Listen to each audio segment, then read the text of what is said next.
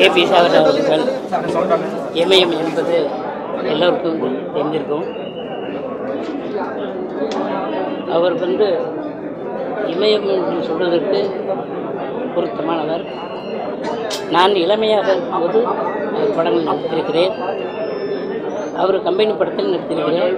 Duet படத்தில் அவர் டைரக்ஷனில் நடித்திருக்கிறேன். நல்ல டைரக்டர், அருமையான டைரக்டர்.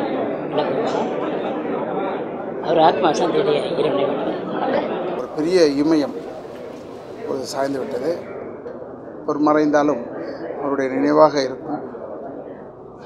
எப்பொழுதுமே தமிழ் திரையுலகம் அவருக்கு நன்றி கடன் பட்டது. மேலும் பல நடிகர்களை அவர் அறிமுகப்படுத்தி இருக்கிறார். என்னை உள்பட தமிழ் திரையுலகுக்கு அறிமுகப்படுத்தியவர் ஐயா கே. பாலச்சந்திரன் ஐயா அவர்கள் தான். மாபெரும் இதயமாக ஐயா கே.பி. சார் அவர் வாழ்ந்து கொண்டே இருப்பார் என்று சொல்லி உங்கள் குடும்பத்திற்கு என்னுடைய ஆழ்ந்த அனுதாபங்களை கூறி விடைபெறுகிறேன்.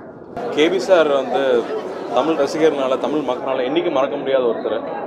சின்ன வயசுலேருந்து அப்பா அவரை பற்றி சொல்கிறது அவ்வளோ கேட்டு வளர்ந்துருக்கோம். அப்படி ஒரு மனுஷன் இன்னுமே வாழ முடியுமா, இப்படி ஒரு சாதனைகள் திரும்ப பண்ண முடியுமான்னு தெரியல. லெஜெண்டுங்கிற வார்த்தைக்கு அவர் மட்டுமே பொருந்துங்கிற மாதிரி தோணுது. ரொம்ப கஷ்டமாக இருக்குது. ஆத்மா சாந்தி இருக்கு.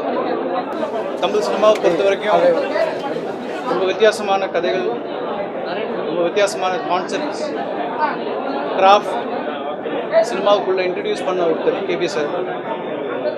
ஒரே ஒரு வருத்தம் என்னன்னா, எங்கள் ஜென்ரேஷனில் அவர் கூட ஒர்க் பண்ண முடியாமல் போச்சு. அந்த மாதிரி ஒரு வாய்ப்பு எங்களுக்கு கிடைக்கல.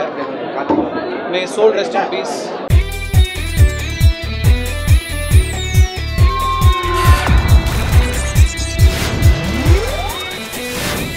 Cine Ulagam, Anytime Cinema, www.cineulagam.com